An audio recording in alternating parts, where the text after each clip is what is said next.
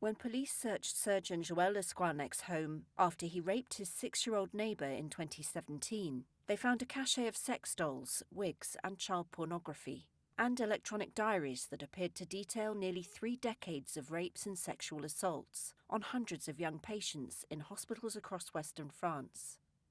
Lesquarnec was sentenced to 15 years in jail in 2020 for the rape and sexual assault of his child neighbour, his 2 nieces, and a 4-year-old patient. But the investigation of his files continued, and the 74-year-old will again face trial on February 24th in Vannes, Brittany. It will be France's largest ever child sexual abuse case. Lesquarnec is charged with the aggravated rape and sexual assault of 299 people, many of them children. Mathis Vinet was 10 in 2007 when his father and grandfather drove him to the hospital with stomach pain. The grandfather, Roland Vinet, thought nothing of the surgeon's order that Mathis spend the night there alone. In his diary, Lesquarnec recalled sexually assaulting a little boy that day and the following one, according to a court document. We had no idea of what had happened, and he himself didn't talk about it. He could have said he thought it was normal for the doctor to examine him like that. A 10-year-old kid. Mathis was never the same and fell into a life of alcohol and drugs, the Vinets say. He died of an overdose, aged 24, in 2021, 3 years after learning from the police about the abuse he'd allegedly suffered.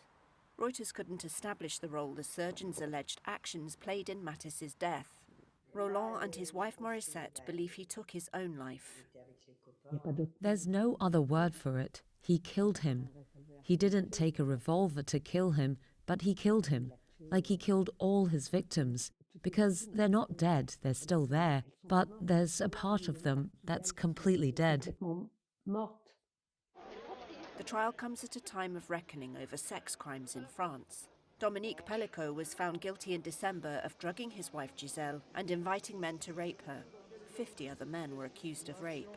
Lesquarnec was convicted over child pornography in 2005, but continued to work in public hospitals until his arrest in 2017, raising tough questions for France's publicly funded health system.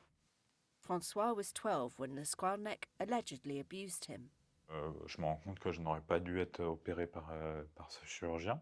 I realised that I should not have been operated on by this surgeon, that ultimately the protections, the safeguards were not activated or were not activated in time, and that the warnings were not listened to.